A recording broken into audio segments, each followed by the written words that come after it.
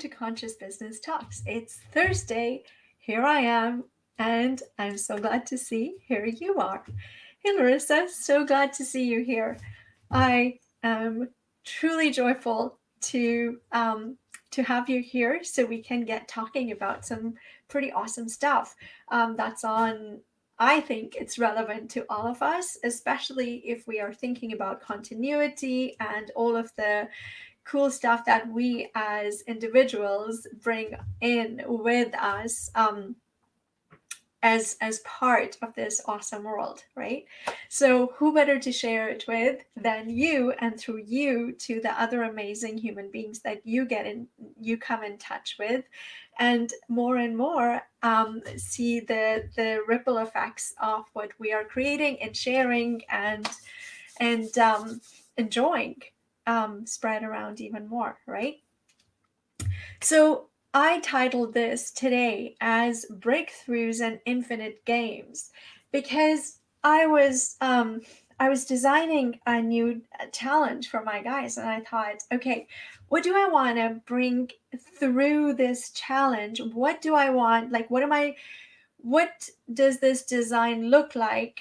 And what is it that through this design and this delivery, I want to bring into being and contribute to the people who go through this challenge, because there's a lot of trust that goes into anything where you're inviting people to join you on something that's exciting to you, but through the value that you really think it's going to bring to everybody else, they put their trust in you and join you on that journey, right?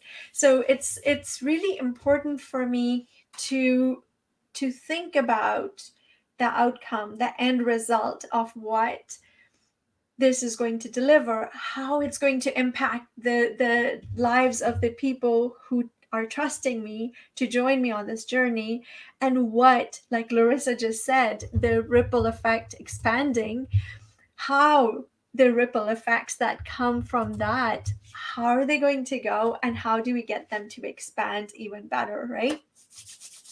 So one of the things that was on my mind was, okay, I've been hearing a lot about, this keeps coming up as to, okay, entrepreneurs and their journeys. When you're talking to startups, it comes up because there's this huge fog around launching, right? And how to get people to be interested in what is your idea baby, right? And whether this idea baby actually is going to be something that you're going to continue with, or is it evolving into something that you did not think it was going to be, right?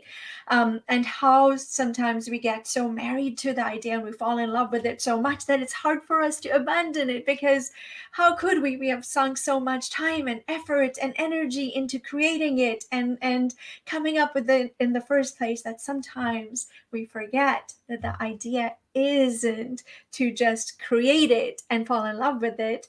The reason we are creating it is because we are trying to actually solve something for people, and we want it to be relevant for them, right? What do they need from us? And what we bring our expertise and our knowledge and all of our experience into bringing this into life. So that's one aspect. And then talking to business owners and entrepreneurs who have been on this journey for a while, whether they're serial entrepreneurs and they have set up and exited businesses successfully, or perhaps not so successfully, but they have learned a lot along the way, right? Or entrepreneurs who are in businesses that they started a few years ago and they're still, in that, how do you ever stop evolving? You don't, right? It's just, or you shouldn't, because if you're not coming up with ideas that continue to make what you're doing just evolve and expand and change sometimes, and then somebody else for sure is, right? And that's not a bad thing, because as people's needs expand, so do you need to. It's just part of life. That's what you see happening in nature all the time, right? There's so much we can learn from, right? From babies and from things in nature and just everything. It is it is so amazing to kind of see what lessons can we kind of take, because that sometimes gets us off our little comfort chair and say, okay, I don't need to get super attached to this because this is just part of the journey. So let me take a look. Hey, there is MJ and there is Larissa. And Larissa, the foundation of ripple effect is harmonic induction, which means higher vibration flows and transforms lower vibration. Oh my gosh, couldn't agree more. And I love how you put the words harmonic induction, because that in itself just brings this image to mind that there is a harmonious effect that we want, right? Because it's literally built into it. There's a beauty and expansion already as part of it. And now, what are we going to do to amplify it, right? It's just, to me, it's just almost magical to witness, right? So anyway, so here I was trying to think about, okay, what is it? Who am I talking? Am I talking to entrepreneurs? Because see, here I got, that was such a beautiful tangent that I just went and followed it. But when I'm looking at existing entrepreneurs, and the conversations with them have a very different flavor, right? Because we're talking about, okay, what are you doing? Are you in that is your goal to just maintain things, or is your goal to grow and expand what you already started, or are you branching off into other complementary products and services, or perhaps relationships and collaborations with other entrepreneurs that perhaps, if they are designed properly and consciously, they can actually amplify the results, both financial and contribution and impact wise, for everything you're doing, right? All together. What is the win we can build into it through all of those things? But the conversations have a different flavor and a different intention behind them. The goals are a little bit different based on which group you're talking to and what their overall vision is that we're working towards. However, what I find is perhaps the common thread that kept coming to my mind is the word breakthrough, right? You're either in any case, in most cases, you're trying to break through a ceiling that was previously, you're not able to kind of just get past, right? And you're trying to figure out what is it that's keeping you there, and what's the breakthrough idea, the vision, and the the the the creativity of all the people that you're working with. What is that vision that's going to, and what is this set of actions that's going to help you break through that ceiling, right? So as the idea of business breakthroughs was coming to my mind, and I was looking at my challenge design, I'm thinking, okay, I actually want to narrow it, because I want to talk to a particular group for their business breakthrough in this particular challenge. And what is that going to mean in terms of what are the different markers that I'm putting through? Because the challenge time is so narrow, right?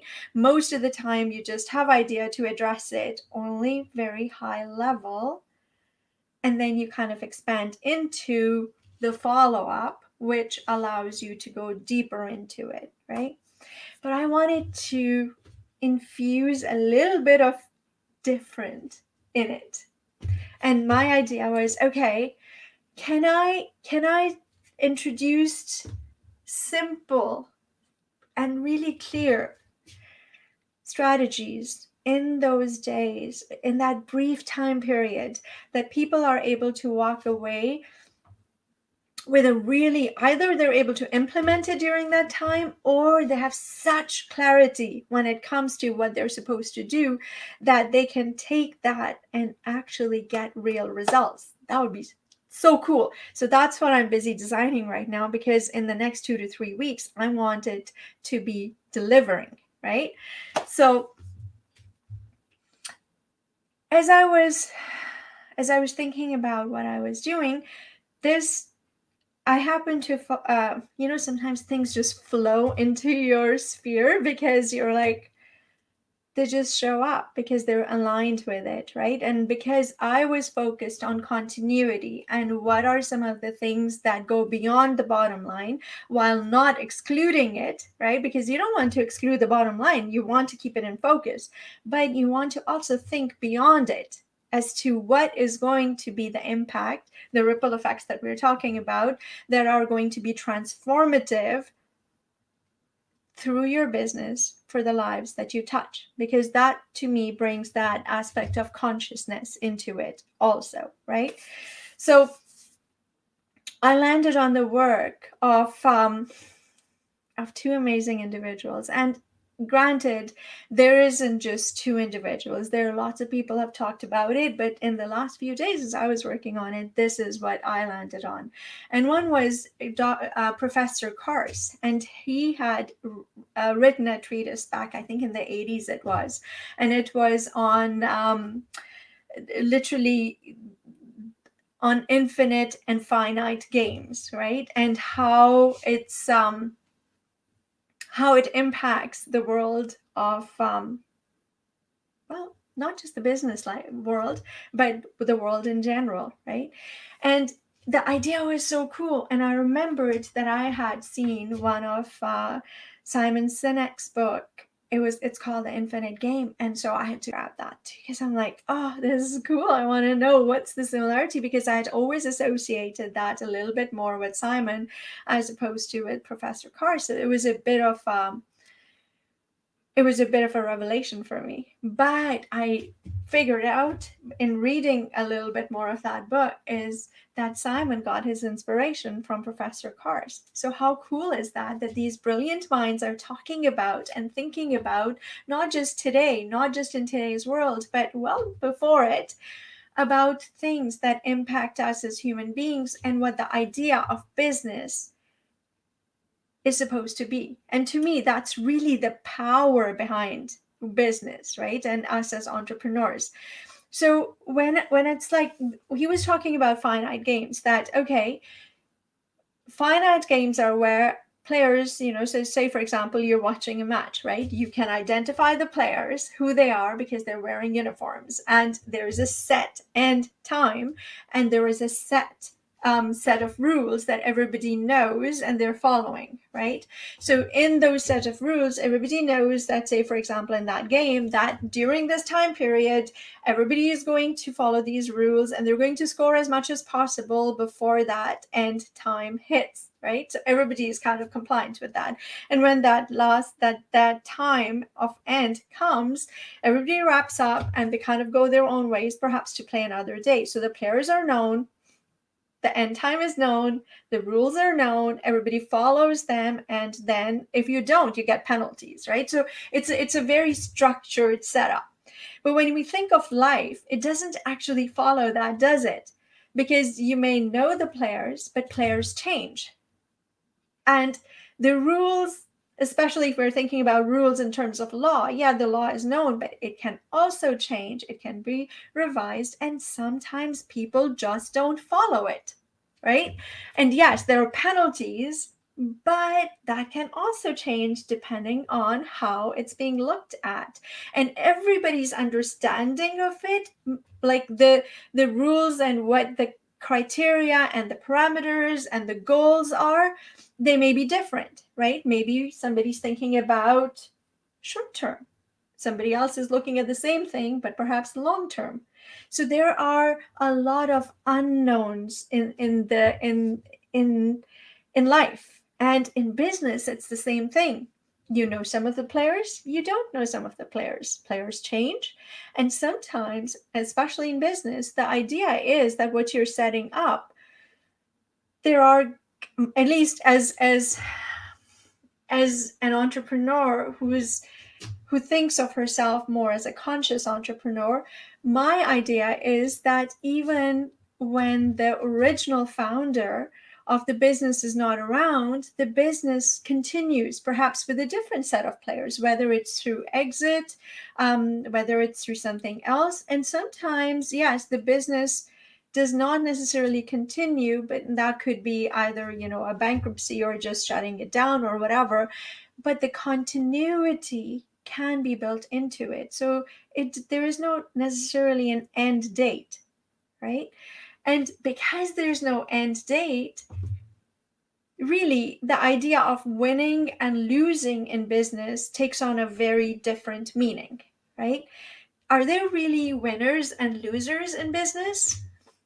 Are you like number one, and number one based on what parameters? Because somebody else might be number one on different set of, metrics or whatever. So it's really hard to say that, oh, this person won life, right? Or this person won business, and this person lost, in life, and this person lost in business. There are no winners and losers in the same kind of an idea.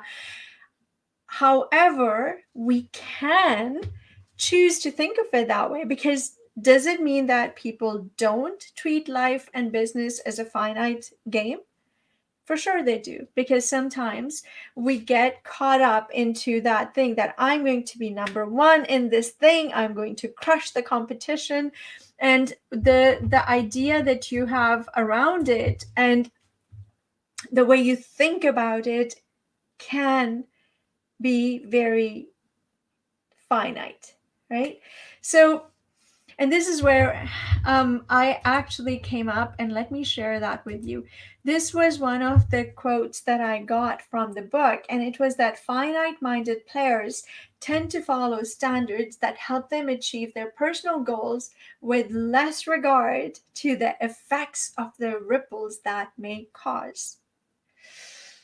Think about that for a second. What is that? What's the whole impression you walk away with as you hear that? Process it for a sec. It's just you choose to think of this whole idea of life and business differently. You choose to follow standards that help you achieve your personal goals with less regard to the effects of the ripples that may cause. And when you do that, what actually tends to happen? In my experience, what happens when you choose to do that is a lot of times what you are ending up with isn't quite what you thought you would end up with, right? It's a business where you end up spending a lot of time worrying about who's doing their job, who's not doing their job, who's out to get what, how can you go after, how it's a very defensive and limiting position, I find. And because you're less worried, I should say, or less focused on the impact, the overall impact and power that and responsibility that you have about what impact and contribution your business is making, you lose out on a lot of the advantages that brings with that, in that liberation, creation, and contribution, right? Because other really amazing, gifted players have the ability to join you when your focus is more infinite and expansive and abundant, right? It invites them into that world because you're not limited by your focus of who's out to get you, right? And can you crush everybody else without somebody stealing your ideas, right? I'm not saying that is everybody. What I am saying is that when you're thinking of life in that way, it tends to bring with it some suspicion and some limited outlook patterns, right? And it also bars other gifted people from joining you in your journey because you're seeing them possibly as a competition, right? Or people who are there only for a certain thing, like for example, for a paycheck. So you have to monitor and you have to be a bit more focused on what they're delivering, how they're delivering, and whether it's getting you what you want in that short term, right? We see that in corporations who start thinking about the stock price in the very short term as opposed to the long-term effects of their decisions. And you can always tell leadership by how the image through the actions of the corporation is being perceived and received by people. So let me take a look to see what you're saying. And Matt says the infinite game is what those that want to create legacy need to figure out. 100%. Because to me, business is part of your legacy. It is the baby you can actually bring in that continues beyond you. And it doesn't have to be necessarily your children who are carrying it. It could be people who are passionate about the mission you introduced in the first place through your business. Because the profitability and continuity of the business does not have to get, be attached to the owner or the co-founder. In fact, that's the whole idea behind the setup of the corporate entity, right? Because it does not have to be limited by the life or longevity or even the creativity of the business owner and the founder. And Matt says, explain harmonic induction, please. Oh my gosh, Larissa, I would love for you to jump on and go with that, because I think you would be the perfect person to actually expand on that idea. I would give my understanding of it, but given what you are focused on, this would be so much more amazing if you contribute your idea to it. And if you're not on right now, if you had to step away for a minute, because I know sometimes you divide your time between popping in and out and doing things as you are out and about, this falls right in the middle of your day, I know. So if that's the case, then I'd love to hear in the comments what your take on it is. But Matt, what actually, I'll put a pin in it, because I was about to jump into it explaining my thoughts about it, but I'm looking at the time and I'm thinking, let's put it off until the next time we meet, because that way Larissa can contribute her flavor and I can expand in and jump in with my thoughts on it. What I would love to hear from you in the comments and your sharing of what this idea of finite and infinite games and continuity means to you in terms of business breakthroughs, the prosperity and the success that ties in for the business owners when we think about business breakthroughs for organizations that are focused not just on the revenue and profits, but also on the impact that they are making on the society and community through their business and their work, their products and services. I'd love to hear more of this from you, please. Because for me, the prosperity, and I love the word prosperity because it talks about what is behind the creation of the business, right? The whole idea that precedes the idea that becomes the business. So I'd love to hear your thoughts on it, because I think this is one of those powerhouses that need to be explored further, which is why I'm setting up the challenge in the first place, because I want people to start connecting with the idea of breakthroughs, how the breakthroughs and business breakthroughs are not just the domain of people who have already been super, like who have millions of dollars or a ton of people employed under them and around them, but in fact it could be the domain of every entrepreneur with a business idea, whether they're a solopreneur, a small business owner, or the head of a corporation, right? So let's jive with this a little bit more and join hands together, because why not amplify and spread it around more? So This is it for today's show, but how about we connect next Thursday at 8:30 Eastern Time, 5:30 Pacific Time, and I believe that's Brisbane time, 10:30 or 11 a.m. on Friday. So here's some music for you as we wrap up for the night.